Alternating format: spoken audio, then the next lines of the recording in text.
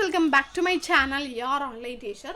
അപ്പം നമ്മൾ micro economics ആദ്യം മുതൽക്കേ പഠിച്ചുകൊണ്ടിരിക്കുകയാണ്. ആദ്യത്തെ പാഠം നോക്കി. രണ്ടാമത്തെ പാഠമാണ് കൺസ്യൂമേഴ്സ് ബിഹേവിയർ ആൻഡ് ഡിമാൻഡ്, അഥവാ ഉപഭോക്താവിൻ്റെ പെരുമാറ്റവും ഡിമാൻഡും.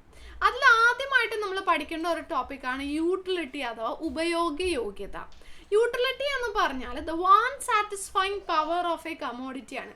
അതായത് ഉപഭോക്താവിൻ്റെ ആഗ്രഹങ്ങളെ തൃപ്തിപ്പെടുത്താനുള്ള ഒരു സാധനത്തിൻ്റെയോ സേവനത്തിൻ്റെയോ കഴിവിനെയാണ് ഉപയോഗയോഗ്യത എന്ന് പറയുന്നത്. ചില സമയങ്ങളിൽ ചില സാധനങ്ങളുടെ വില നിശ്ചയിക്കുമ്പോൾ അതിൻ്റെ ഉപയോഗയോഗ്യതയും കൂടി നോക്കിയിട്ടാണ് പ്രൈസ് നിശ്ചയിക്കാറുള്ളത്. ഒരു എക്സാമ്പിൾ പറയാം. നിങ്ങളിപ്പോൾ എക്സാം എഴുതാൻ വേണ്ടിയിട്ട് എക്സാം ഹാളിൽ കയറിയിരിക്കുകയാണ്. അപ്പോൾ ആൻസർ ഷീറ്റ് കിട്ടി. നിങ്ങൾ അതിലേക്ക് എഴുതാൻ വേണ്ടിയിട്ട് ബോക്സ് തുറന്ന് നോക്കുമ്പോഴാണ് നിങ്ങളുടെ കയ്യിൽ പെന്നില്ല. അപ്പോൾ പെന്നില്ല, അടുത്തുള്ള കുട്ടികളുടെ അടുത്തും ചോദിച്ചിട്ടില്ല, അവരൊക്കെ ഒരു പേനേ കൊണ്ടുവന്നിട്ടുള്ളൂ. അപ്പോൾ നിങ്ങൾ നിങ്ങളുടെ ഇൻവിജിലേറ്ററിൻ്റെ അടുത്ത് ചോദിച്ചു, പുള്ളിക്കാരനേലും ഇല്ല, പേന ഇല്ല എന്നാണ് പറഞ്ഞത്. അപ്പോൾ അങ്ങനെ നിൽക്കുമ്പോഴാണ് നിങ്ങളുടെ പ്യൂൺ അതിക്കൂടെ അടിപൊളി ഷർട്ടൊക്കെ ഇട്ട് പോക്കറ്റിൽ 3 പേനയൊക്കെ വെച്ചോണ്ട്, തിളങ്ങണ പേനയൊക്കെ വെച്ചോണ്ട് പോകുന്നത്. നിങ്ങൾ ഓടി ചെല്ലാണ് ഇൻവിജിലേറ്ററിനോട് ചോദിച്ചുകൊണ്ട് പ്യൂണിൻ്റെ അടുത്തേക്ക് ഓടി ചെല്ലാണ്. ഓടി ചെന്നിട്ട് പ്യൂണിൻ്റെ അടുത്ത് ചോദിക്കണം, ചേട്ടാ ഞാൻ പേന കൊണ്ടുവന്നിട്ടില്ല, എങ്ങനെയെങ്കിലും ഒരു പേന തരൂ ചേട്ടാന്ന് പറയുന്നത്. ചേട്ടാ പറഞ്ഞു, അതിനെന്താ മോനെ, പേനയല്ലേ നീ എടുത്തോ, പക്ഷേ ഒരെണ്ണത്തിന് 100 രൂപ തരണം എന്ന് പറഞ്ഞു. നമുക്ക് ആ പേന കണ്ടാൽ തന്നെ അതിനൊരു 5 രൂപ അല്ലെങ്കിൽ 10 രൂപ മാക്സിമം ഉള്ളൂ. പക്ഷേ ചേട്ടൻ പറഞ്ഞു 100 രൂപ തരണം. നിങ്ങൾ ആ പൈസ കൊടുത്താൽ അപ്പോൾ പേന വാങ്ങിക്കോ ഇല്ലയോ എന്ന് താഴെ ഒന്ന് കമൻറ്റ് ചെയ്യുക കേട്ടോ. ഞാനാണെങ്കിൽ വാങ്ങിക്കും, നിങ്ങൾ വാങ്ങിക്കുമെന്ന് താഴെ കമൻറ്റ് ചെയ്യുക. ആരൊക്കെ വാങ്ങിക്കും, അത് പരീക്ഷ എഴുതാണ്ടിരിക്കുമെന്ന് നമുക്ക് നോക്കാം. അപ്പം 100 രൂപയാണ്.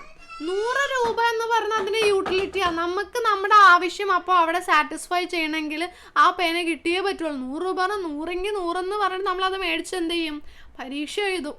അപ്പോൾ അതാണ് അതിൻ്റെ യൂട്ടിലിറ്റി മനസ്സിലാവാൻ വേണ്ടിയിട്ടാണ് ഞാനത് പറഞ്ഞത്. ഇനി അവിടെ താഴെ കുറച്ച് തിയറീസ് പറയുന്നുണ്ട്, അത് മനസ്സിലാവണമെങ്കിൽ യൂട്ടിലിറ്റി അറിയണം. അപ്പോൾ യൂട്ടിലിറ്റിയുമായി ബന്ധപ്പെട്ടിട്ട് 3 തിയറീസ് ആണുള്ളത്. Cardinal utility approach, ordinal utility approach, revealed preference approach. Cardinal utility സിദ്ധാന്തം അത് ആൽഫ്രഡ് മാർഷലിൻ്റെ സിദ്ധാന്തമാണ്. അതിൽ ആൽഫ്രഡ് മാർഷൽ പറഞ്ഞിരിക്കുന്നത് utility can be cardinally measured, അതായത് യൂട്ടിലിറ്റി ഉപയോഗയോഗ്യതയെ കാർഡിനലി അളക്കാൻ കഴിയും എന്നാണ് ആൽഫ്രഡ് മാർഷൽ പറഞ്ഞിട്ടുള്ളത്. അതായത് നമുക്കിപ്പോൾ പെട്ടെന്ന് അത്യാവശ്യമായിട്ട് പേന വേണ്ടി വന്നല്ലോ, അപ്പോൾ നമ്മുടെ ആ ഒരു യൂട്ടിലിറ്റി ഉണ്ടല്ലോ, അതിനൊരു നമ്പർ 100എന്നോ 200എന്നോ 500എന്നോ 10എന്നൊക്കെ ഒരു നമ്പർ കൊടുക്കാൻ പറ്റുമെന്നാണ് ആൽഫ്രഡ് മാർഷൽ പറയുന്നത്. രണ്ടാമത്തെ തിയറി അല്ലെങ്കിൽ രണ്ടാമത്തെ സിദ്ധാന്തമാണ് ഓർഡിനൽ യൂട്ടിലിറ്റി സിദ്ധാന്തം. അത് ജെ.ആർ. ഹിക്സിൻ്റെതാണ്. ജെ.ആർ. ഹിക്സ് പറയുന്നത് utility cannot B cardinally measured. Utility നമുക്ക് കാർഡിനലി അളക്കാൻ കഴിയില്ല, ബട്ട് ക്യാൻ ബി റാങ്ക്ഡ്, നമുക്ക് റാങ്ക് കൊടുക്കാൻ സാധിക്കും. ഇപ്പം അന്ന് നിങ്ങൾ 100 രൂപ കൊടുത്ത് പേന വാങ്ങിച്ചു, അപ്പോൾ അതിനാണ് ഫസ്റ്റ് റാങ്ക് ഉള്ളത്. പിന്നെ കുറേ ദിവസം കഴിഞ്ഞ് നിങ്ങൾക്ക് സ്കൂളിൽ നോട്ട് എഴുതാൻ നിങ്ങളുടെ കയ്യിൽ പേനയില്ല, കടയിൽ ചെന്നു ഒരു പേന കണ്ടു, എത്ര രൂപയെന്ന് ചോദിച്ചപ്പോൾ ചേട്ടൻ പറഞ്ഞു 100 രൂപ.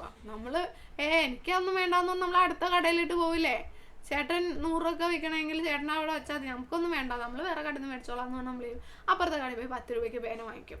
അപ്പോൾ അവിടെ ആ പേനയ്ക്ക് 100 രൂപയുടെ പേനയ്ക്ക് യൂട്ടിലിറ്റി എത്രയാണ്, റാങ്ക് വളരെ കുറവല്ല, 10 റാങ്കോ 15 റാങ്കോ ഒക്കെ കാണും, താഴേക്ക് ഉണ്ടാവുള്ളൂ. ഫസ്റ്റ് റാങ്ക് നമ്മൾ എക്സാം എഴുതിയപ്പോൾ യൂട്ടിലിറ്റി കൂടുതലായതുകൊണ്ട് അതിന് നമ്മൾ ഫസ്റ്റ് റാങ്ക് കൊടുക്കും.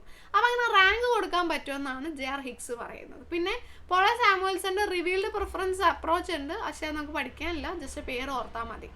പിന്നെ അടുത്താണ് law of diminishing marginal utility, ക്ഷയോന്മുഖ സീമാന്ത ഉപയുക്തതാ നിയമം. അപ്പോൾ ഇതിൽ പറയുന്നത് ഈ യൂട്ടിലിറ്റി എന്ന് പറയുന്നത് നമ്മൾ കൂടുതൽ സാധനം ഉപയോഗിക്കും തോറും, അപ്പോൾ അവിടെ ആ ടോട്ടൽ യൂട്ടിലിറ്റി, ടോട്ടൽ ഉപയുക്തത എന്ന് പറയുന്നത് നമുക്ക് അതിൽ നിന്ന് കിട്ടുന്നത് കുറഞ്ഞു വരുമെന്ന്. ഒരു സ്റ്റേജ് കഴിഞ്ഞാൽ ആദ്യം കൂടും, പിന്നെ ഒരു സ്റ്റേജ് കഴിഞ്ഞാൽ അത് കുറഞ്ഞു വരുമെന്നാണ് പറയുന്നത്. അതേപോലെ തന്നെ മാർജിനൽ യൂട്ടിലിറ്റി, അതായത് ക്ഷയോന്മുഖ സീമാന്ത ഉപയുക്തത നിയമം പറയുന്നത് സീമാന്ത ഉപയുക്തത മാർജിനൽ യൂട്ടിലിറ്റി, അത് ആദ്യത്തിൽ നമ്മൾ കൂടുതൽ ഉപയോഗിക്കും തോറും അധികം ഉപയോഗിക്കുന്ന സാധനത്തിനുണ്ടല്ലോ നമുക്ക് കിട്ടിക്കൊണ്ടിരിക്കുന്ന ഉപയുക്തത ആദ്യത്തിൽ കൂടും, പിന്നെ ഒരു പരിധി കഴിയുമ്പോൾ അത് കുറയാൻ വേണ്ടിയിട്ട് തുടങ്ങും. അതാണ് മാർജിനൽ യൂട്ടിലിറ്റി, സീമാന്ത ഉപയുക്തത എന്ന് പറയുന്നത്. ഇനി അടുത്തതാണ് ഉപഭോഗ ബണ്ടിൽ, കൺസംഷൻ ബണ്ടിൽ. അതായത് ഇപ്പോൾ 2-6 എന്ന് പറയുന്ന ഒരു ബണ്ടിൽ ഉണ്ടെങ്കിൽ അതിൻ്റെ അർത്ഥം ഈ 2 എന്ന് പറയുന്ന ഗുഡ് 1ഉം 6 എന്ന് പറയുന്ന ഗുഡ് 2ൻ്റെ അളവാണ് കാണിക്കുന്നത്. ഇപ്പോൾ ഗുഡ് 1 അരിയും ഗുഡ് 2 പഞ്ചസാരയാണെങ്കിൽ 2 എന്ന് പറയുന്നത് 2 കിലോ പഞ്ചസാര, 6 കിലോ അരി, അതാണ് അത് കാണിക്കുന്നത് കേട്ടോ.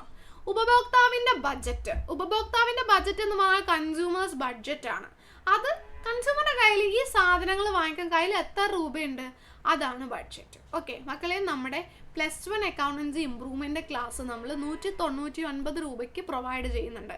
ഫുൾ കൺസെപ്റ്റ്സും നിങ്ങൾക്ക് അതിൽ കിട്ടും. ഈസി ആയിട്ട് നിങ്ങൾക്ക് പഠിക്കാം. പ്രീവിയസ് ക്വസ്റ്റ്യൻ പേപ്പർ അനാലിസിസ് അവിടെ നടക്കുന്നുണ്ട്, അത് ആൻസറിങ് നടക്കുന്നുണ്ട്, നിങ്ങൾക്ക് നോട്ട്സ് തരുന്നുണ്ട്. എല്ലാം ഫോർ ജസ്റ്റ് 199.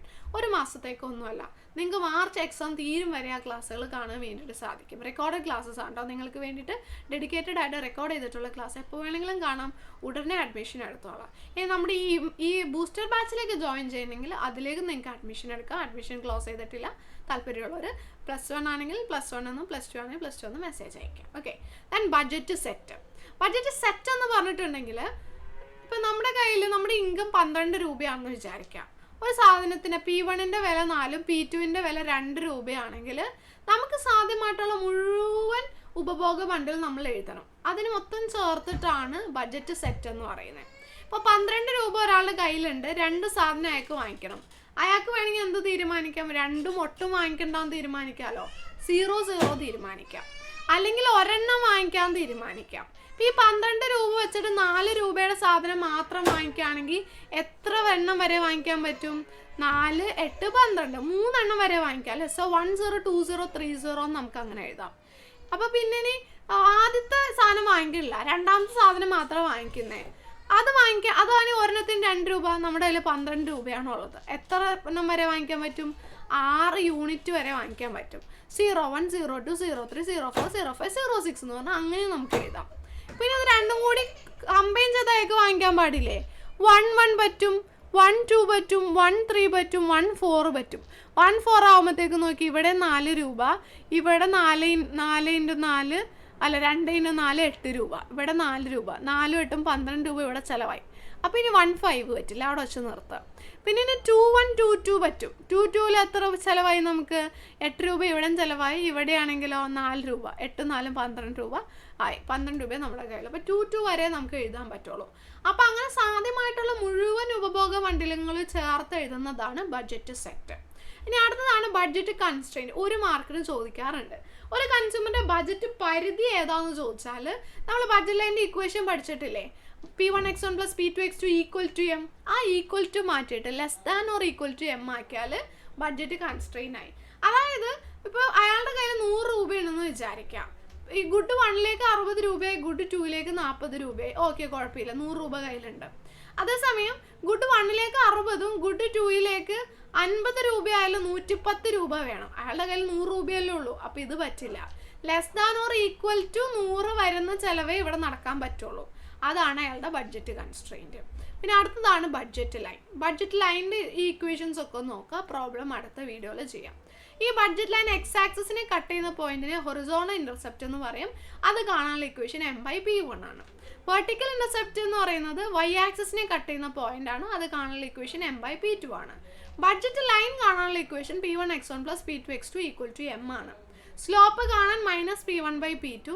പിന്നെ ചില സമയങ്ങൾ ചോദിച്ചേക്കാം ഈ ബഡ്ജറ്റ് ലൈനിൻ്റെ മേലിൽ മാത്രമുള്ള കൺസംഷൻ ബണ്ടിൽസ് കാണാൻ. അതിന് നമുക്ക് വേറൊരു ഇക്വേഷൻ വേണം. അതാണ് x2 = M/P2 - P1/P2 x1. ഇത് വെച്ചിട്ട് നമുക്ക് ചെയ്യാൻ പറ്റും.